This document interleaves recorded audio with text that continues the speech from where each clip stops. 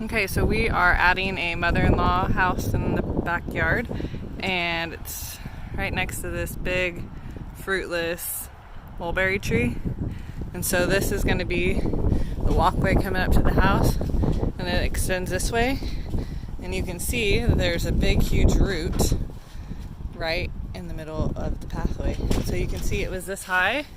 So instead of taking it out, we said, okay, let's just cut the top off.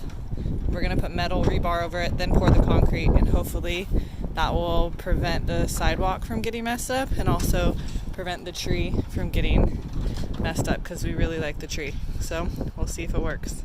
Okay, so here's the last part. We got the metal, just a flat piece of metal, and put it over it, and then we got obviously the rebar over it, and then this is just some hard cardboard to keep the rebar off of the metal, and it has a little bit of room to expand. So now the concrete gets poured today, and hopefully it works.